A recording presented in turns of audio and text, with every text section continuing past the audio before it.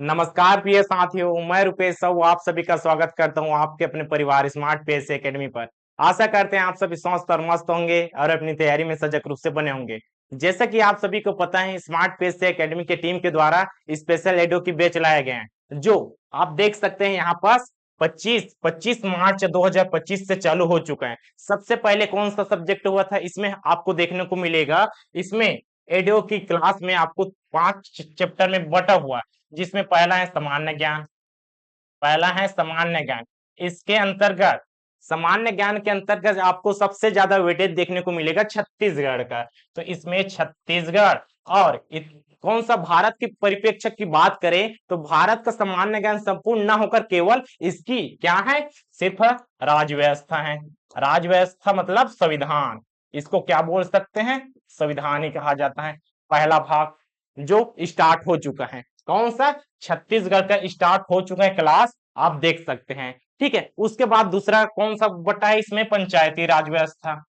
पंचायती राज व्यवस्था दूसरा, जो भी 25 मार्च से स्टार्ट हो चुका है। उसके बाद होने वाला है आजीविका का, आजीविका। और इसके साथ साथ जो चौथा है ग्रामीण विकास वाला, वो सब। और आज है 2 अप्रैल, जो सामान्य हिंदी से स्टार्ट होगा। किससे, सामान्य हिंदी से। यहाँ पर आप देखेंगे सामान्य हिंदी, तो हिंदी का सिलेबस किस प्रकार से रहने वाला है उसको भी देखने को मिलेगा। तो देखिए इसमें 5 पैटर्न है। पहला सामान्य ज्ञान, ठीक है, दूसरा है पंचायती राज, और तीसरा आजीविका ग्रामीण विकास और सामान्य हिंदी। पिछले साल जब हुआ था 2000 कब 17 में, उससे पहले 2012 में, तो उसका जो एग्जाम किस प्रकार से हुआ था, सिलेबस के क्या बाहर आया था, ऐसा कोई भी सवाल नहीं था जो सिलेबस से बाहर आए, और आया होगा तो 1-2 क्वेश्चन बस। तो यहाँ पर देखिए इस सामान्य ज्ञान के अंतर्गत छत्तीसगढ़ आपका स्टार्ट हो गया है, पंचायती राज व्यवस्था भी स्टार्ट हो गया है, और आज से होने वाला स्टार्ट सामान्य हिंदी का। तो सामान्य हिंदी का क्लास करने से पहले हम क्या देखेंगे इसके बारे में देखिए।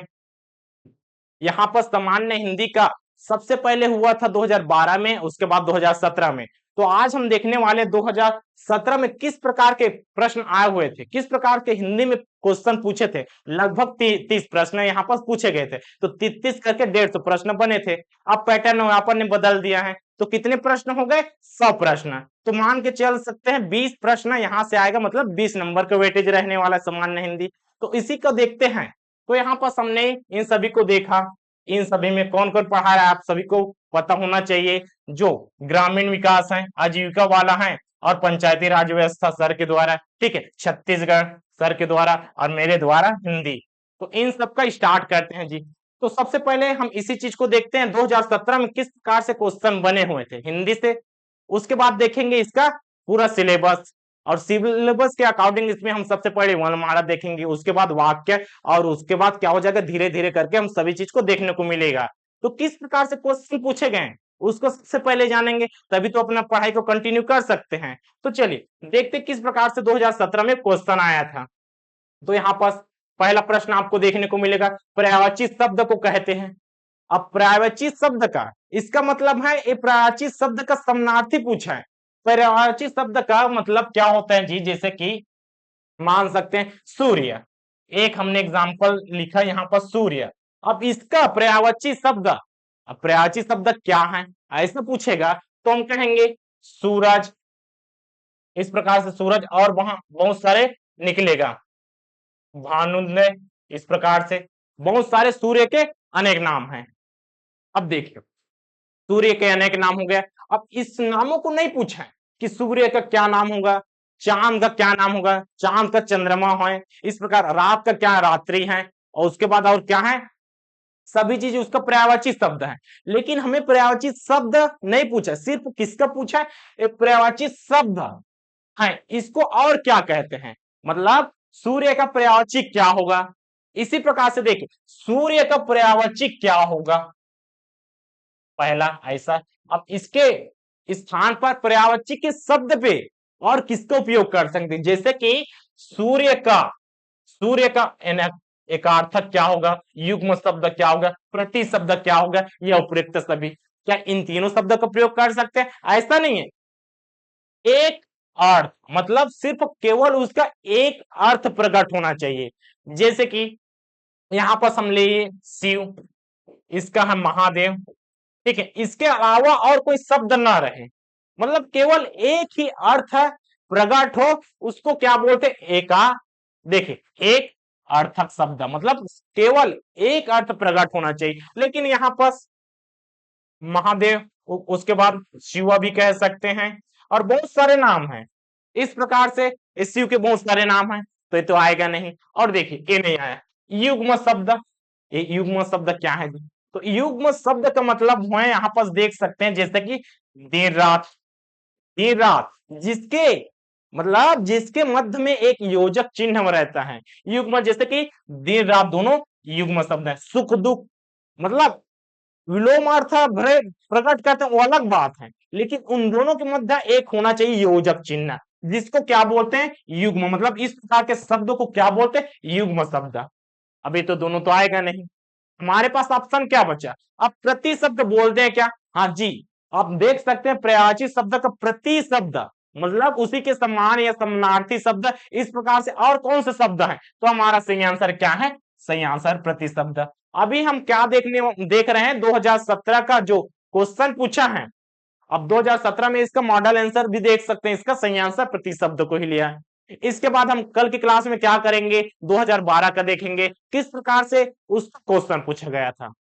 फिर हम अपने क्या किस में आ जाएंगे? पूरे सिलेबस के अकॉर्डिंग उसका कोर्स करेंगे जी, अध्ययन करेंगे। इसमें देखिए, निम्नलिखित में से हरकत, हरकत शब्द का अनेकार्थी शब्द चुनिए। हरकत, मतलब हरकत, आपकी हरकत अच्छी नहीं है, आपकी हरकत बहुत अच्छी है। मतलब हरकत करना मतलब बहुत सारे काम करना, मतलब बहुत सारे ऐसे कृत्य करना। अब देखिए, सेहत, छुटकारा, दंड, सजा, नतीजा, फल, गति, चेष्टा। सोचिए, थोड़ा हल्का से सोचिए, हरकत का हमने क्या समझा? हमारी हरकत अच्छी है, आपकी हरकत अच्छी है, तो शब्दों में प्रयोग सबसे पहले करना जरूरी है।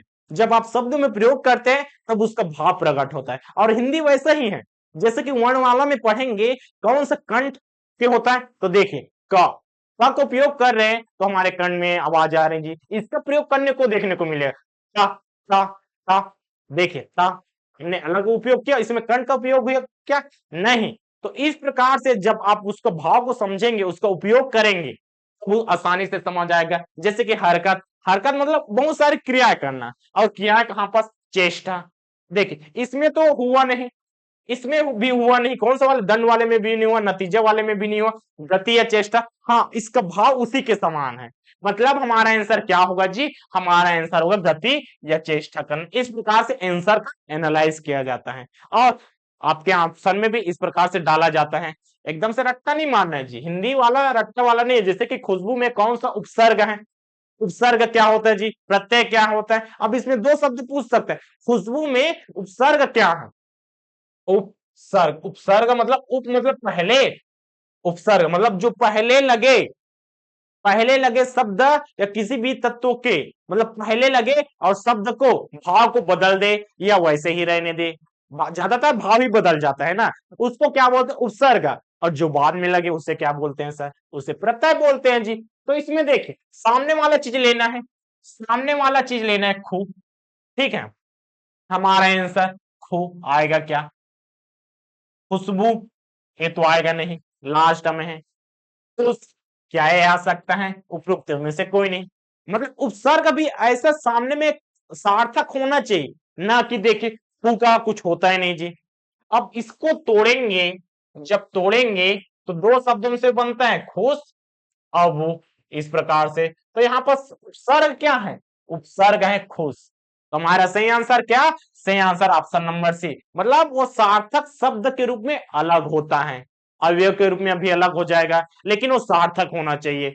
हूं एक सार्थक नहीं है जी, सार्थक खुश। जब हम इसको देखेंगे, उपसर्ग और प्रत्यय वाले में किस प्रकार के शब्द सार्थक हैं, किस प्रकार के प्रत्यय में जोड़ा जाता है, और हिंदी में इसकी, संस्कृत में इसकी संख्या कितनी है, सभी चीज को देखने को मिलेगा। आगे बढ़ते हैं। प्रत्यय शब्द कितने शब्दों से मिलकर बना है? प्रत्यय, प्रत्यय क्या होता है इसको तो जान लिए, अब प्रत्यय शब्द को ही पूछ लिया गया है। जैसे कि यहां पर देखिए, प्रत्यय क्या होता है उसको देखिए, बाद में लगे उसे प्रत्यय बोलते हैं, लेकिन प्रत्यय जो शब्द है, कितने शब्दों से मिला है, मतलब संधि विच्छेद कर दीजिए। कौन सा, इसका संधि विच्छेद करेंगे तो क्या हो जाएगा, प्रति धन अय। इस प्रकार से हो गया जी। देखिए एक शब्द और दूसरा शब्द, तो दो शब्दों से मिलकर बना ही नहीं, पहला शब्द उसके बाद ए वाला हो गया जी दूसरा शब्द। इस प्रकार से कौन सा शब्द हो गया, दो शब्दों से मिलकर बना है जी। आगे बढ़ते हैं, कहता है देखिए साल दर साल किस समास का उदाहरण है। अब समास के भी कितने भेद होते हैं, भेद मतलब प्रकार, इसके 6 भेद होते हैं। कौन कौन सा देख सकते हैं, तत्पुरुष कर्मधारय अवयव द्वंद, 4 तो ऐसे दिए हैं जी। तो दो क्या क्या हो जाएगा, द्विगु और बहुब्रीहि, तो दोनों तो ऑप्शन में नहीं है। अब इसमें देखिए साल दर साल, जिसके सामने में अव्यय लगा हो, किसी के सामने में लगा है जी अव्यय, मतलब अव्यय का मतलब क्या होता है, जिसका लिंग काल और वचन के अकॉर्डिंग अपने आप में चेंज ना हो। जैसे कि पहला साल, दूसरा साल, तीसरा साल, चौथा साल। मैंने वचन, वचन मतलब नंबर, नंबर के अकॉर्डिंग साल बदला क्या नहीं, पहला साल, दूसरा साल, तीसरा साल, साल तो वही रहा ना। इसको क्या बोलते हैं, अवयव। तो हमारा सही आंसर क्या हो जाएगा, ऑप्शन नंबर सी, अवयव भाव। समास, इसके भी 6 भेद होते हैं, मतलब सिलेबस में समास भी लिखा हुआ है, तो समास को भी पढ़ने को देखने को मिलेगा जी। आगे बढ़ते हैं, द्वंद्व समास के कितने भेद हैं। देखिए इसमें हमने समास के कितने भेद देखे, 6 भेद देखे। अब उसके अंतर्गत भी अब तत्पुरुष में नव तत्पुरुष समास ऐसा देखने को मिलेगा, अव्यय भाव में इसका के अंतर्गत देखने को मिलेगा। हमें पूछा क्या है, हमें पूछा द्वंद्व समास के कितने भेद हैं, तो इसमें भी 3 भेद देखने को मिलेगा, इत्तेतर, समाहार और विकल्प। किस प्रकार, द्वंद्व मतलब झगड़ा, द्वंद्व, यहाँ पर द्वंद्व युद्ध हो रहा है। महाभारत में क्या हुआ था, द्वंद्व युद्ध, मतलब दो लोगों के बीच में झगड़ा, समझ सकते, अलगाव जी। जैसे कि यहां पर भाई बहन, कौन सा समाज है, ये द्वंद्व समाज के अंतर्गत आएगा, भाई और बहन। अब देखिए भाई और बहन इसका हो जाता है, और देखिए भाई या बहन वैकल्पिक रहा ना, हाँ समाहार तो रहा, इसके साथ या आया तो वैकल्पिक हो गया, मतलब इसमें आप भाई को लेंगे या बहन को लेंगे, समास के अंतर्गत देखने को मिलेगा। तो द्वंद्व समास के कितने भेद, तो द्वंद्व समास के 3 भेद, इतरेतर, समाहार और तीसरा क्या है, विकल्प। तो आप देखिए एक ऑप्शन यहाँ पर नहीं दिया तो 2 लिख दीजिएगा, ठीक है, 1 2 3 4। हमारा सही आंसर कौन सा, हमारा सही आंसर ऑप्शन नंबर सी, 3। ठीक है, आगे बढ़ते हैं, कहते हैं जिसका निवारण नहीं किया जा सकता के लिए एक शब्द क्या है, अनेक शब्दों के लिए एक शब्द। अब जिसका निवारण नहीं किया जा सकता, निवारण अनिवार्य और निर्मित अनिवार्य, अनिवारण है जी। इसमें सही आंसर क्या होगा, तो इसका सही आंसर है जिसका निवारण नहीं किया जा सके। ठीक है, यहां तक अनेक शब्दों के लिए एक शब्द है, कहता है जिसका निवारण नहीं किया जा सके, मतलब जिसका निवारण ही नहीं किया उसको को बोलते हैं अनिवार्य। ऑप्शन नंबर कौन सा, ऑप्शन नंबर डी। आगे बढ़ते हैं, कहता है संज्ञक किस प्रकार का शब्द है, ऑप्शन देखिए, अविकारी, विकारी, निर्विकारी।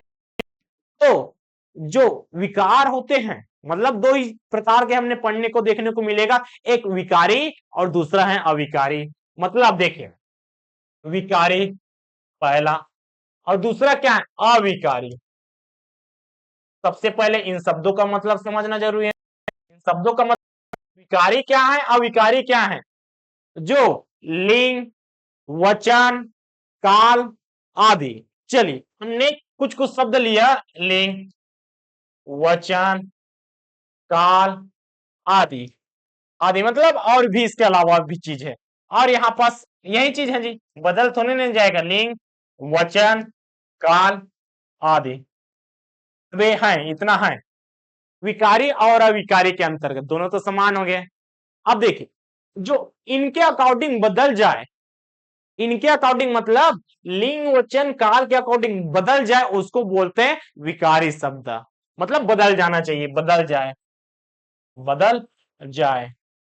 अब इसमें नहीं बदलेगा जी, विकारी मतलब बदल गया, अविकारी मतलब नहीं बदला, दोनों में अंतर समझ गए। अब संज्ञा क्या होती है? संज्ञा क्या होती है? संज्ञा का मतलब होता है किसी भी शब्द, मतलब संसार में जितने भी वस्तु, पदार्थ, द्रव्य, वो सभी के नाम, वो सब संज्ञा नहीं, उनके नाम संज्ञा होते हैं। मतलब जैसे कि मेरा नाम रुपेश साहू, तो मेरा नाम संज्ञा, मैं संज्ञा नहीं हूं। जैसे कि हमारे पास क्या है, ये रिमोट है जी, मार्कर है। मार्कर कहा दिया, ये मार्कर संज्ञा नहीं, इसका मार्कर जो नाम लिया वो संज्ञा है। अब देखिए, अब यहां पर मैं संज्ञा का उदाहरण लेकर चलता हूं, क्या कहता हूं, राम जा रहा है। ठीक है, राम क्या है? राम हो गए संज्ञा। अब इसी के अकॉर्डिंग मैं दूसरा एग्जांपल लेता हूं। ठीक है, दूसरा एग्जांपल क्या? सीता जा रहा है। सीता जा रहा है, बदला? नहीं बदला। लेकिन सर देखिए, सीता तो लड़की है। सीता क्या है? सीता लड़की है। और जा रहा नहीं होगा, जा रही है होगा। मतलब जा रही है, बदला? जो क्या है, जो संज्ञा है, राम सीता, किसके अकॉर्डिंग बदल गया? लिंग के अकॉर्डिंग बदल गया। इसी प्रकार के वचन के अकॉर्डिंग देखने को मिलेगा, काल के अकॉर्डिंग मिलेगा, कारक के अकॉर्डिंग देखने को मिलेगा। तो आपको याद रखना है चार चीज, कौन कौन सा? संज्ञा, सर्वनाम, विशेषण और क्रिया। कौन कौन सा इसके अंतर्गत आपको देखने को मिलेगा? संज्ञा, सर्वनाम, विशेषण और क्रिया। ये चारों जो हैं विकारी हैं। और पार्टा आप स्पीच में होते हैं 8, जो बचा वो क्या हो गया जी?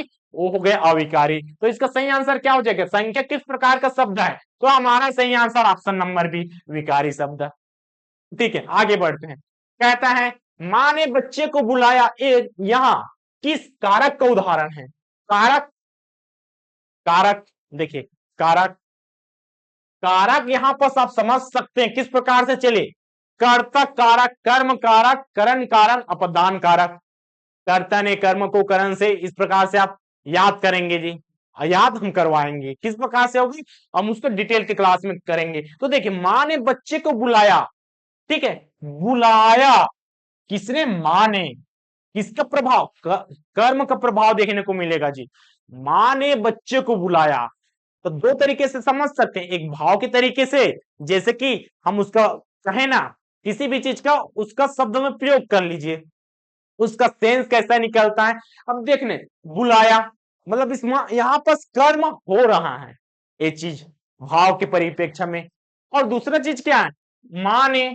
अब यहां पास एक ऐसा शब्द दिया रहेगा जो आपको देखने को मिलेगा, कर्ता ने कर्म को, इस प्रकार के शब्द देखने को आपको मिलेगा। तो वहां पर आप समझ सकते हैं इसका सही आंसर यहां पर क्या हो जाएगा? कर्म कारक। आगे बढ़ते हैं जी, आगे बढ़ते हैं। क्या कहते हैं? निजवाचक सर्वनाम का प्रयोग नीचे किस वाक्य में हुआ है? निजवाचक सर्वनाम, तो सर्वनाम के कितने भेद? 6 भेद निजवाचक हैं जी, इस प्रकार के, और 5 मिलेगा। तो निज का मतलब क्या है? निज मतलब अपने आप, मतलब निज मतलब स्वयं का, स्वयं की बात कर रहा है। तो स्वयं किया, अपनों से क्या छिपाना, अलग भाव है जी। मैं अपने लिए उपयोग नहीं कर रहा, अपनों से क्या छिपाना। अब देख, भगवान मुझे अपना ले, ठीक है, इसका अलग ही सेंस है। मैं आप ही चला जाता, मतलब निज, इसमें शब्द आपको देखने को मिलेगा मैं। ठीक है, आप शब्द से भी समझ सकते हैं और दूसरा क्या? भाव से। तो दोनों चीज को समझना जरूरी है, एक पहला शब्द वाला और दूसरा भाव वाला। इस प्रकार से आप समझ सकते हैं जी आंसर। ताकि इस प्रकार से करेंगे तो हमारा आंसर गलत होने की संभावना 0% भी से माइनस हो जाएगा, हट जाएगा, 1% भी माइनस नहीं होगा। आगे बढ़ते हैं। कहता है संख्यावाचक विशेषण कितने प्रकार के होते हैं? तो विशेषण देखिए 6 प्रकार के। और इसमें संख्यावाचक, संख्यावाचक भी 2 प्रकार के हैं।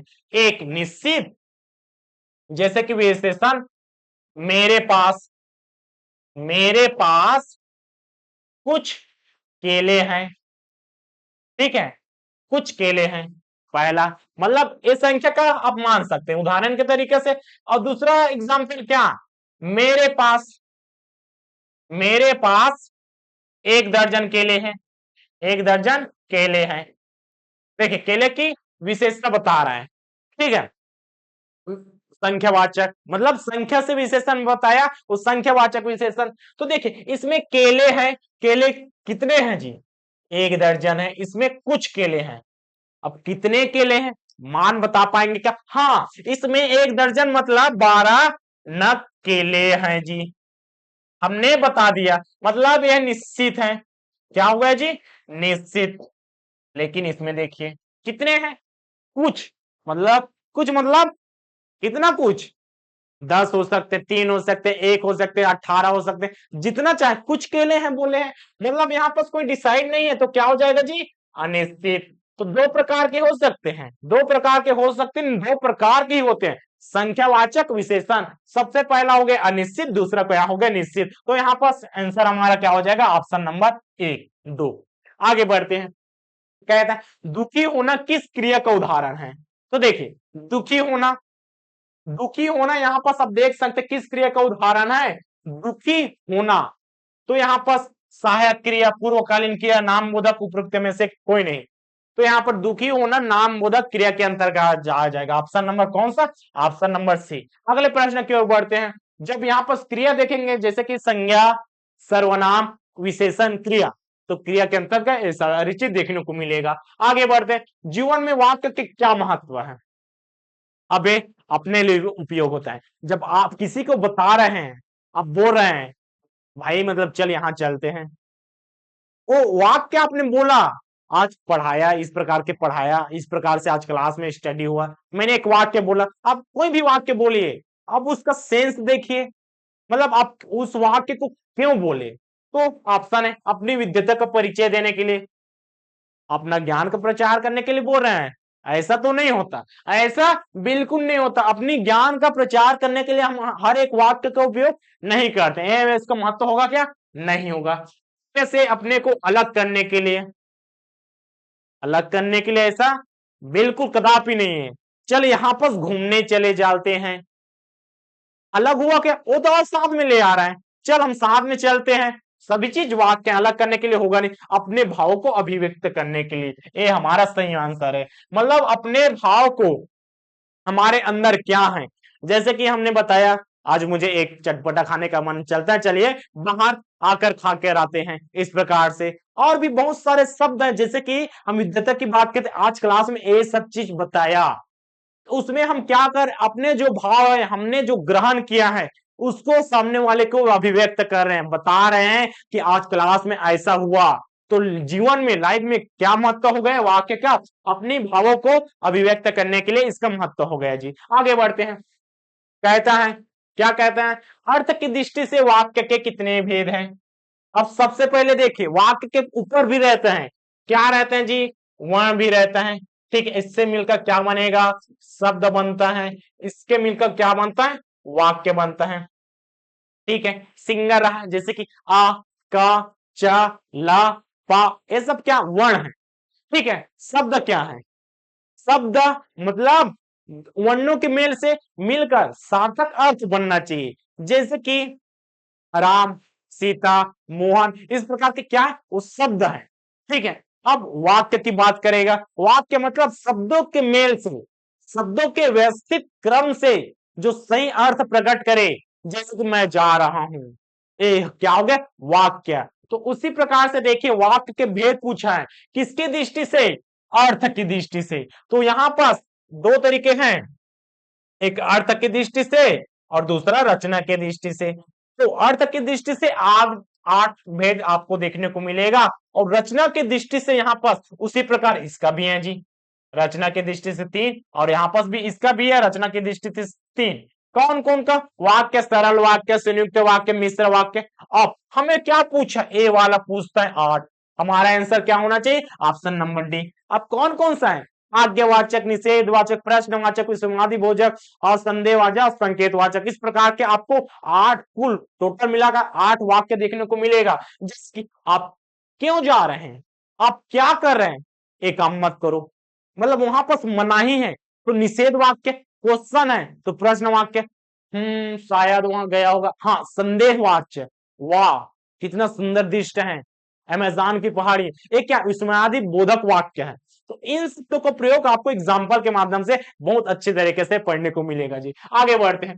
कहता है जब पानी बरसता है, ठीक है, जब पानी बरसता है तब मेढक बोलते हैं। इस वाक्य में मेढक, पानी बरसता है क्या है? पद, बंध है, समस्त पद है, विशेषण उपवाक्य है, या क्रिया विशेषण उपवाक्य है। तो देखिए जब पानी बरसता है तब मेढक बोलते हैं, मतलब ये तो उपवाक्य है, ठीक है, उपवाक्य हो गया जी, क्योंकि ए हो गया जी क्या, इस वाक्य में मेढक पानी बरसता है, ये पहला वाक्य है। ये पहला क्या, पहला हो गया वाक्य, और इसके साथ जो साथ में जुड़ा है वो क्या हो गया, उपवाक्य हो गया। अब हमारे पास दो ऑप्शन बना सा, पहला सी आएगा कि डी। अब इसमें भी कंफ्यूजन, तो देखिए विशेषण, अब दोनों विशेषण होगा क्योंकि दोनों में विशेषण है, इतना क्लियर होना चाहिए, ठीक है। तब मेढक बोलते हैं, बोलते हैं, ये क्या जी, विशेषण हो गए, बोलना एक विशेषण हो गया, मतलब मेढक बोल रहे हैं विशेषण हो गया, लेकिन क्यों बोल रहे हैं, मतलब इसके साथ बरसना एक क्या हो गया जी, क्रिया हो गया, मतलब एक क्रिया हो रहा है, तब क्या हो रहा है, उसकी विशेषता बता रहा है, और किसका, उपवाक्य के साथ मिलकर, मतलब विशेषण तो है, दोनों में विशेषण है, तो यहाँ पर कंफ्यूजन नहीं होना चाहिए, उपवाक्य दोनों में कंफ्यूजन नहीं, हमें सिर्फ इतना पता लगाना है कि इसमें क्रिया के द्वारा हो रहा है, मतलब क्रिया की विशेषता बता रहा है कि नहीं, बिल्कुल हाँ जी, बरस रहा है तब मेढक क्या कर रहे हैं, मेढक बोल रहे हैं, तो इसका सही आंसर ऑप्शन नंबर डी, क्रिया इसमें सम्मिलित है, और क्रिया की विशेषता बताने वालों को क्या बोलते हैं, क्रिया विशेषण बोलते हैं। आगे बढ़ते हैं, क्या कहते हैं, वाक्य में पद क्रम का सबसे साधारण नियम क्या होगा, पद क्रम, पद क्रम का मतलब क्या है, कोई भी वाक्य लिखिए, कोई भी अपने आप से कलम से किताब में आप वाक्य लीजिए, जैसे कि राम बाजार जा रहा है, कोई भी वाक्य लिख लीजिए, आपके ऊपर डिपेंड करता है, ऑप्शन पे पहले मत जाइए, क्योंकि ऑप्शन आपको क्या क्या देता है, कर्ता कर्म क्रिया, कर्म क्रिया कर्ता क्रिया कर्म कर्ता, बस उपयुक्त में से कोई नहीं, मतलब तीन शब्दों का प्रयोग किया है, देखिए कर्ता कर्म और क्रिया, क्या क्या, तीन चीजों को प्रयोग किया, कर्ता कर्म क्रिया। अब यहाँ पहले कौन आएगा, दूसरे में कौन आएगा, तीसरे में कौन, तो वाक्य लिख दीजिए, वाक्य में पद क्रम, तो देखिए पहला क्रिया क्या है, करने वाला होगा क्या, नहीं, जो करता है उसको क्या बोलते हैं, कर्ता बोलते हैं, जो करता है मतलब करने वाला को क्या बोलते हैं, कर्ता। अब जाना क्या है जी, जब जाएंगे, ठीक है, जब जाएंगे कहीं बस उसको क्या बोलते हैं, क्रिया बोलते हैं, ठीक है, और कहां जा रहे हैं, दो चीज तो समझ लिए, तो तीसरा चीज को समझने की भी जरूरत नहीं, लेकिन समझिए जो कर रहे हैं कर्म, मतलब जहां जाने का हम कर्म कर रहे हैं, तो सबसे पहले कर्ता आया, उसके बाद कर्म आया, उसके बाद क्रिया आया, तो हमारा सही आंसर क्या हो जाएगा, कर्ता।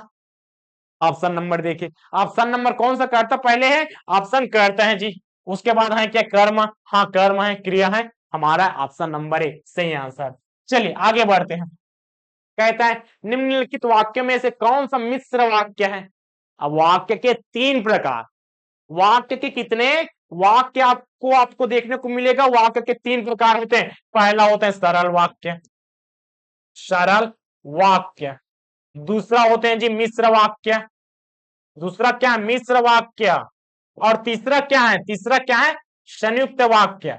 तो इन वाक्यों को जब तक जानकारी नहीं होगा, मतलब वाक्य देखिए कितना इंपॉर्टेंट होगा, वाक्य के प्रकार भी पूछ लिया, अब उसके अंतर्गत उदाहरण भी पूछा है, तो देखिए इसमें मिश्र वाक्य कौन सा है, सभी ने महाप्रतापी राजा भोज का नाम सुना है, उसको पढ़ने से पहले इसका भी तो जान लिए ना, जानना चाहिए ना। सरल वाक्य क्या, ऐसा वाक्य जिसमें एक ही कर्ता हो, मतलब परिभाषा से ना समझ के नॉर्मल तरीके से समझते, कर्ता मतलब क्या, साधारण वाक्य, मैं जा रहा हूं, मैं खा रहा हूं, मैं पी रहा हूं, वो महाराजा है, वो कैसा है, ऐसा ऐसा टाइप का कुछ भी वाक्य रहेगा तो क्या बोल देंगे, उसको सरल वाक्य, ठीक है। नॉर्मल वाक्य को क्या बोलते हैं, सरल वाक्य। संयुक्त वाक्य, मैं जा रहा हूं और वो खा रहा है, बीच में क्या उपयोग हुआ, और या, अथवा, इस प्रकार के शब्दों का मतलब जुड़ा हुआ कंबाइन देखने को मिलेगा, उसको क्या बोलते हैं, संयुक्त वाक्य, कंबाइन होना चाहिए, संयुक्त मतलब साथ में जुड़ा होना चाहिए।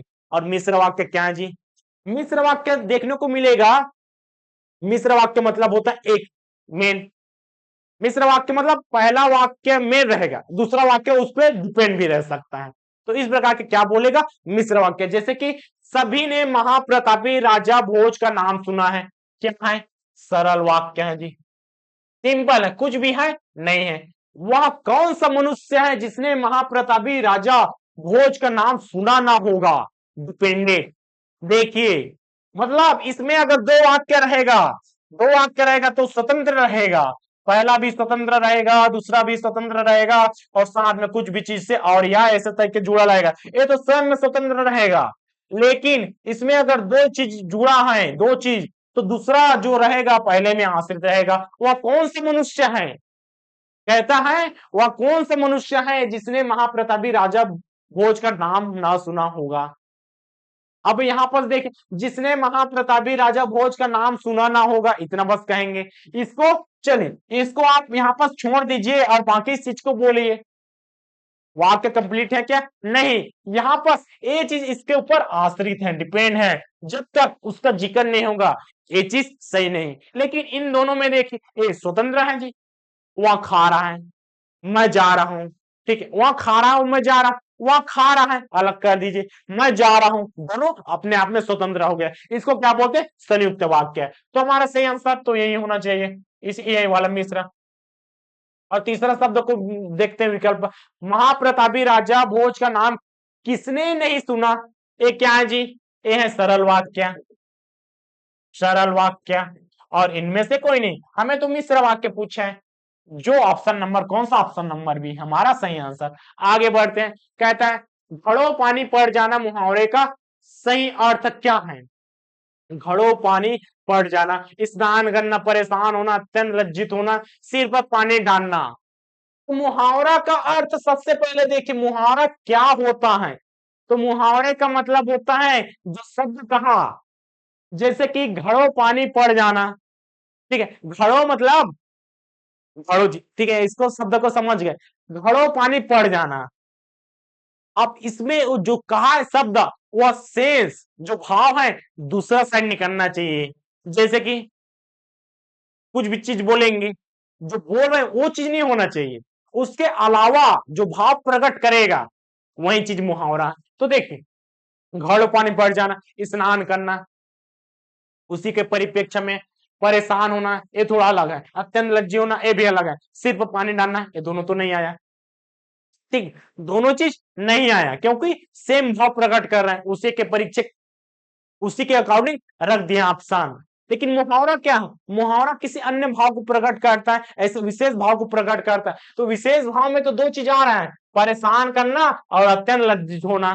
तो हमारा दो ऑप्शन तो ऐसे ही कट हो गया जी। अब देख घड़ों पानी पड़ जाना, अब क्या है जी, घड़ों पानी पड़ जाना, अब इसका भाव समझिए, मतलब घड़ों घड़ों हो जाना, घड़ों पानी पड़ जाना, मतलब कुछ भी ऐसा काम जिसमें लज्जित होने का आभास हो रहा है। तो हमारा सही आंसर क्या हो जाएगा, हमारा सही आंसर ऑप्शन नंबर सी, लज्जित होना, ना कि परेशान होना। अगले क्वेश्चन की ओर बढ़ते हैं, कहता है बांसो उछलना, मुहावरे का सही अर्थ। अब मुहावरे वही चीज है जी, उछलना, ठीक है, उछलना मतलब उछलना, उछल कूद करना। देखिए आएगा क्या, नहीं, मुहावरे मतलब वो सेंस भाव न प्रकट करके किसी अन्य विशेष भाव को प्रकट करे, उछलना, उछल कूद करना, ये तो वही चीज हो गया जी, उसी को लिख दिया है। नीचे से ऊपर चलना ये भी नहीं आ जाएगा, बहुत खुश होना, पागल होना। वास्तव उछलना मतलब दो तरीके से उछल सकते हैं, जब आप पागल होंगे तब और बहुत खुश होंगे तब, मतलब बहुत खुशी ही एक पागलपन होता है जी। तो इसका सही आंसर क्या है, सही आंसर है बहुत खुश होना। हमें कौन सा आंसर लेना है, बहुत खुश होना है, ना कि हम पागल हो गए तो, पागल हो गए तो कुछ भी कर सकते हैं, उछलेगा दौड़ेगा कहीं भी, इधर मिट्टी उट्टी में चला जाएगा जी कहीं, बस तो पागल होना नहीं आएगा, बहुत खुश होना आएगा। अगला क्वेश्चन, जिन ढूंढा तीन पहिया गहरे पानी पैठ, कहावत का सही अर्थ क्या है, एक बार और पढ़ते हैं। जिन ढूंढा तीन पहिया गहरे पानी पैठ, मतलब जिन ढूंढा तीन पहिया, मतलब जिन ढूंढा तीन पहिया गहरे पानी पैठ, मतलब पानी में आप क्या कर रहे हैं, खोज रहे हैं जी कुछ भी चीज, आपको बहुत चीज मिला, कहां पास मिला, मतलब अंत में मिला, ऐसा कहना चाहता है। तो क्या है, आपने पूरे चीज देख लिया और मिला यहाँ पर, ठीक है। तो इसका मतलब क्या है, पानी में गोता लगाना ये तो उसी का परिप्रेक्ष्य में हो गया जी। पानी में डूबना ये भी नहीं होगा, मेहनत नहीं करना ये भी नहीं होगा। मतलब परिश्रम का फल अवश्य मिलता है। हमारा सही आंसर क्या है, परिश्रम आप करेंगे तो उसका फल आज नहीं तो कल मिलेगा। देखिए कितना सुंदर लाइन है, परिश्रम का फल अवश्य मिलता है। तो आज पढ़ेंगे, आज एग्जाम हुआ, आज सिलेक्शन नहीं हुआ, कल एग्जाम होगा तो कल तो सिलेक्शन होगा, क्योंकि आपने इसको पढ़ लिया है, उसमें आपका रिवीजन होगा। लेकिन सच्ची लगन और मेहनत की आवश्यकता है जी, और समय थोड़ा सा देना पड़ता है। आगे बढ़ते हैं। आगे नाथ न पीछे पगहा, कहावत का सही अर्थ है आगे नाथ न पीछे पगहा। मतलब आगे भी कोई नहीं है पीछे भी कोई नहीं, मतलब बेसहारा होना।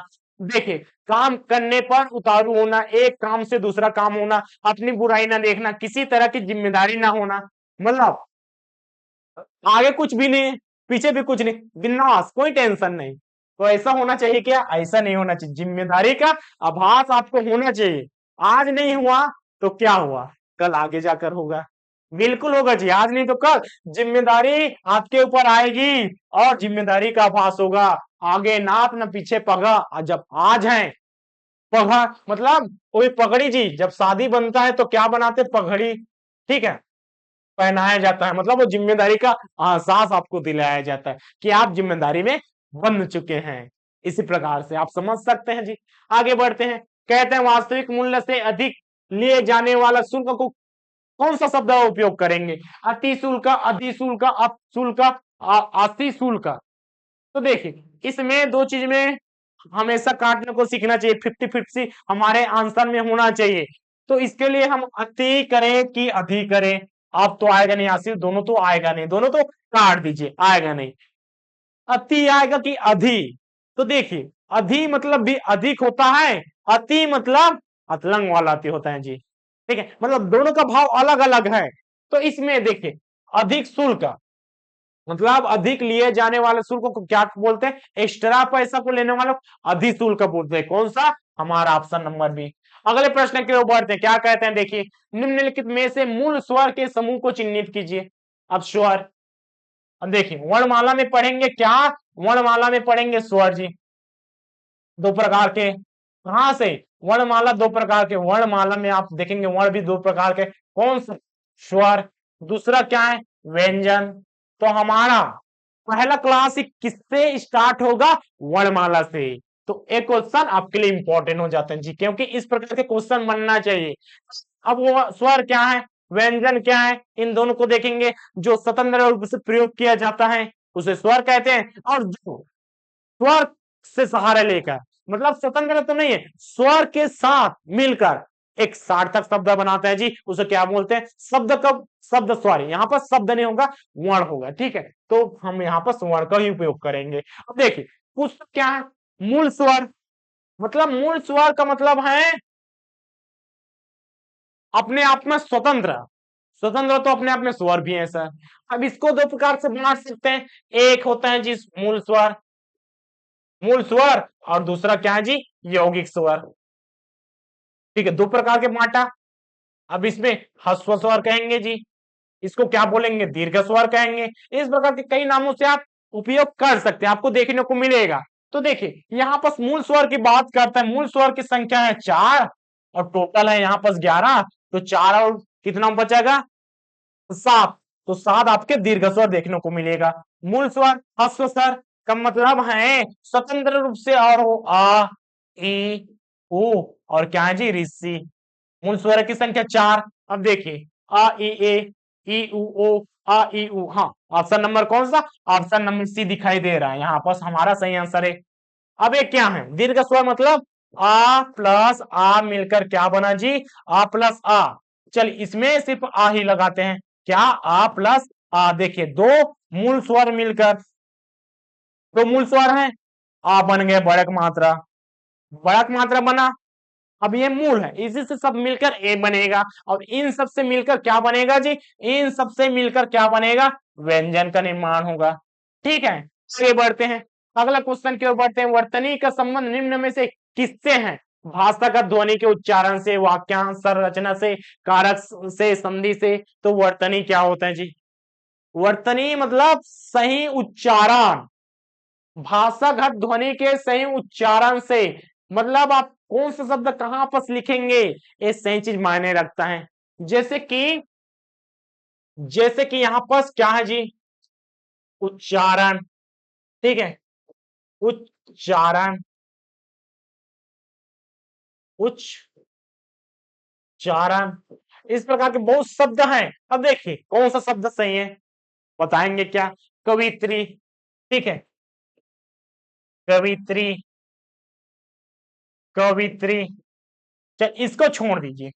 अब आपके लिए एक ही क्वेश्चन है, इन दोनों में ऑप्शन नंबर इसको दे देते हैं ए और इसके बोल देते हैं बी। हमारे पास शुद्ध वर्तनी कौन सा है? शुद्ध, शुद्ध शब्द कौन सा है? आपके लिए क्वेश्चन है जी, आप बताइए। अगर ऑप्शन अगर पहला लगता है तो ए डालिए और दूसरा सही लगता है तो दूसरा डालिए। और चलिए चार ऑप्शन रहते हैं तो चार ऑप्शन दे देते हैं। कवित्री, ठीक है, ऑप्शन नंबर सी और कवित्री। इस प्रकार से चलिए चार ऑप्शन हमने दे दिए। अब एक ऑप्शन आप सही करिए। अब देखिए सही शब्द का चयन करना, सही शब्द का मात्राओं से संबंधित उच्चारण, भाषा का ध्वनि के उच्चारण से।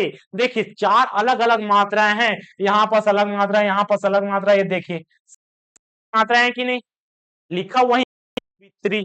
अब बोल किस प्रकार से रहे? कवित्री, लेकिन लिखे कैसे? अलग अलग होगा क्या? नहीं, इनमें से एक ही शुद्ध होगा जो आपको कमेंट करके बताना है। आगे बढ़ते हैं। दही शब्द कौन सा लिंग है? स्त्रीलिंग, पुल्लिंग, उभयलिंग, उपयुक्त में से कोई नहीं। तो देखिए हिंदी में सिर्फ दो प्रकार के लिंग होते हैं जी, एक स्त्रीलिंग, दूसरा पुल्लिंग। तो उभयलिंग तो आएगा नहीं, ठीक है, उभयलिंग आएगा नहीं, क्योंकि हिंदी में प्रयोग होने वाले दो ही लिंग का उपयोग होता है, स्त्रीलिंग और पुल्लिंग। संस्कृत कहें तो तिल्लिंग, ठीक है, संस्कृत में तिल्लिंग वो अलग है। हम हिंदी पढ़ने वाले हैं, हिंदी ना कि संस्कृत। तो देखिए दही, दही जम गया, दही जम गई, दही जम गई। एक हो गया जी पुल्लिंग, दही जम गया, और दूसरा है दही जम गई। तो सही कथन कौन सा है? सही कथन आपको भाव से पता क्या चल रहा है, भाव से पता है। बहुत सारी चीज तो पता नहीं, इसको एकदम से याद करना पड़ता है। इसका सही स्त्रीलिंग क्या होगा, पुल्लिंग क्या है, बहुत सारे शब्द को एक याद करना है, कंठस्थ याद करना है। तो उसको भी देखेंगे जी किस प्रकार से कर सकते हैं। तो दही जम गया जो क्या है जी? पुल्लिंग है, पुल्लिंग है, स्त्रीलिंग नहीं है। तो हमारा सही आंसर क्या? सही आंसर ऑप्शन नंबर बी। तो यहाँ पास ऑप्शन नंबर कौन सा? ऑप्शन नंबर बी, पुल्लिंग। आगे बढ़ते, प्राण और अक्षत इन दोनों दो को किस वचन के अंतर्गत रखेंगे? तो कुछ कुछ शब्द ऐसे होते हैं, देखिए एक वचन, द्विवचन, बहुवचन, उपयुक्त सभी। तो वचन भी दो प्रकार के हैं जी। ये तो संस्कृत का आएगा क्या? नहीं आएगा। हिंदी में दो, एक वचन और बहु। इंग्लिश में दो, सिंगुलर प्लूरल। और संस्कृत में एक वचन, द्विवचन और बहुवचन। संस्कृत हम नहीं पढ़ रहे हैं, हम पढ़ रहे हैं हिंदी। तो इसमें एक वचन होगा या द्विवचन होगा? नहीं सॉरी, द्विवचन नहीं, बहुवचन। तो हमारा सही आंसर एक वचन हो सकता है या बहुवचन। दो ऑप्शन तो यूं ही कट गया। देखिए स्टार्टिंग से अभी तक हमने हर एक क्वेश्चन में ज्यादातर 50-50 किया। दो क्वेश्चन मतलब क्वेश्चन में, एक क्वेश्चन में दो विकल्पों को ऐसे ही हटा दिए अनुमान से, बेसिक से। अब बचा हमारे पास दो, एक वचन और बहुवचन। इसको याद रखना है जी। कुछ ऐसे शब्द जैसे कि प्राण, क्या है जी? और क्या है? अक्षत है, और क्या है? हस्ताक्षर है। इस प्रकार के कुछ शब्द हैं जो हमेशा बहु उपयोग होता है। जैसे कि एक और ले सकते हैं, जैसे कि अनेक। एग्जाम्पल देखिए, अनेक से ही देखिए, श्री कृष्ण के, श्री कृष्ण के अनेक नाम हैं, अनेक नाम हैं। अब इसी को क्या बोल सकते हैं? श्री कृष्ण के अनेकों नाम हैं, अनेकों नाम हैं, अनेकों नाम है। यहां पर अंतर समझिए, कौन सा वाक्य सही है? तो वाक्य पहला वाला सही है, ठीक है। क्यों? अनेक का तो पहले ही बहुवचन उपयोग होता है जी। तो बहुवचन में पहले से उपयोग हुआ तो यहाँ पर अनेकों क्यों डाले, जबकि यहाँ पर अनेक का मतलब है बहुत सारे नाम यहाँ पर का जिक्र हो चुका है। तो यहाँ पर इसी प्रकार से कुछ शब्द है जैसे कि प्राण, अक्षत, साक्षात, ये हमेशा बहुवचन में उपयोग होता है। तो हमारा सही आंसर कौन सा, हमारा सही आंसर ऑप्शन नंबर सी।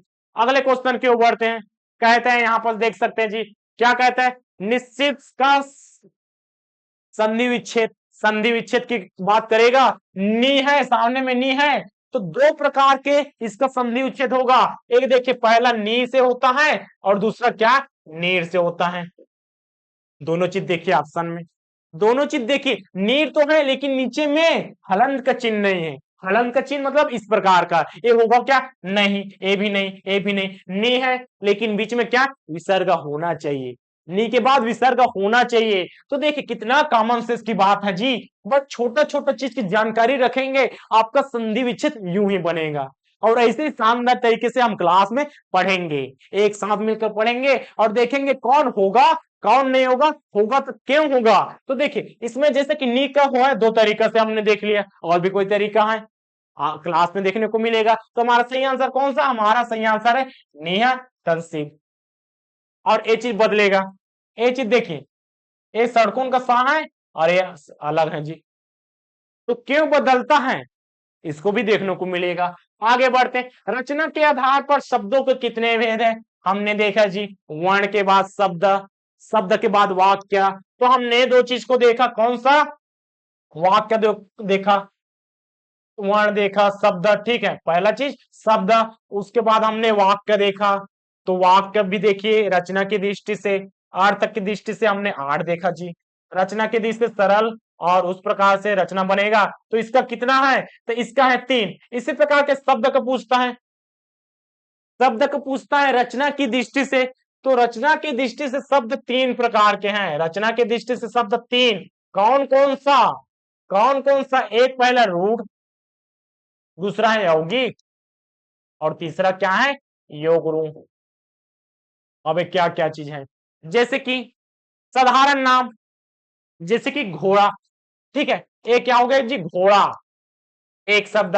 यौगिक में क्या, यौगिक में क्या, विद्यालय, विद्यालय मतलब दो चीज से मिला है, विद्या और आलय, विद्या का भी एक सार्थक शब्द है और दूसरा क्या, आलय का भी अपना एक शब्द है। और इसमें क्या हो जाएगा जी, योग, घोड़ा गाड़ी, इस प्रकार से मतलब एक दूसरे पर डिपेंडेंट रहेगा, उसको क्या बोलेंगे, एक दूसरे के अपेक्षा, मतलब क्या हो जाएगा जी, इसमें क्या है, इसको आपको क्लास में देखने को मिलेगा, मतलब एक वाक्य दूसरे वाक्य के ऊपर डिपेंडेंट रहेगा, उसको क्या बोलते हैं, योग रूप। हमारा एक, दो और तीन, रचना की दृष्टि से शब्द के कितने भेद, शब्द के ऑप्शन नंबर एक, तीन भेद। चलिए अगले प्रश्न की ओर बढ़ते हैं, क्या कहता है, हिंदी में प्रयुक्त होने वाले संस्कृत उपसर्ग की संख्या कितनी है।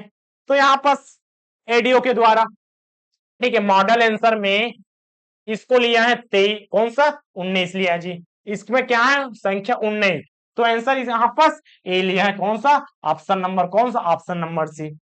और यहाँ पर संस्कृत उपसर्ग की संख्या कितनी है, 22 है जी, ठीक है। इस वाले क्वेश्चन में आपको देखने लायक है कौन सा वाला सही होगा, कौन सा वाला सही लेना चाहिए। जो वर्ड लिया गया है 2017 में, कौन सा, 19 लिया है। आगे बढ़ते हैं, और संख्या कितनी है, 22 है। बढ़ते हैं जी लास्ट क्वेश्चन क्यों, कालीन किस शब्द का, कौन सा, देखिए कालीन, कालीन किस भाषा का शब्द है। तो आपको भाषा में देखने को मिलेगा, जैसे कि सबसे पहले तत्सम, तत्सम, ठीक, इसको क्या बोल सकते, तत्सम, पहला हमने क्या देखा, तत्सम, दूसरा क्या देखने को मिलेगा, तद्भव, तीसरा क्या देखने को मिलेगा, इसी प्रकार के विदेशी शब्द, विदेशी शब्द।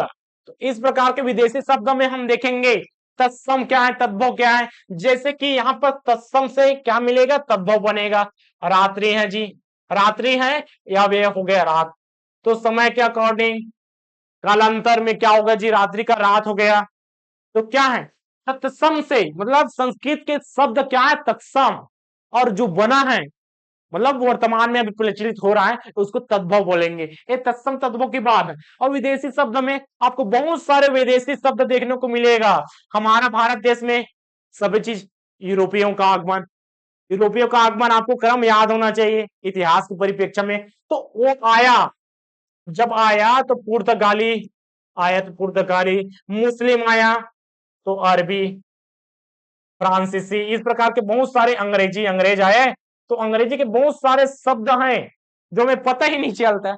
हमें पता ही नहीं चलता ये इंग्लिश के शब्द हैं कि हिंदी के शब्द हैं। तो इन सबको हम देखने को मिलेगा विदेशी शब्द के अंतर्गत। तो इसमें देखिए कालीन किस भाषा का शब्द है? तो कालीन यहाँ पर अरबी भाषा का एक शब्द है। कालीन का मतलब होता है जी वही अलादीन वाला कालीन, मतलब नीचे में जो रेसे वाला है जी, मतलब इसका मतलब क्या है? कालीन का मतलब है वही रेसे, मतलब कपड़ा से संबंधित है। और कौन सा देश का है जी? कौन सा शब्द है? अरबी का है, जो भारत में वर्तमान में उपयोग होता है। इसके अलावा बहुत सारे शब्द देखने को मिलेगा। कल हम इसका करेंगे 2012 का जो एडीओ में आए हुए क्वेश्चन उसका एनालाइज करेंगे। उसके बाद अगले दिन से इसका वर्णमाला से स्टार्ट करते हैं जी। मिलते हैं कल की क्लास में। आपको वीडियो कैसा लगा? अच्छा लगा तो लाइक कीजिएगा। और एडीओ की बैच जैसे कि आप सभी को पता है 25 मार्च से स्टार्ट हो चुके हैं, जिसमें पंचायती राज और छत्तीसगढ़ की शानदार क्लासेस चल रही हैं। तो आप चैनल में जुड़ जाइएगा और अपने दोस्तों के साथ शेयर कीजिए। मिलते हैं कल की क्लास में, तब तक के लिए धन्यवाद। जय हिंद, जय भारत, जय छत्तीसगढ़।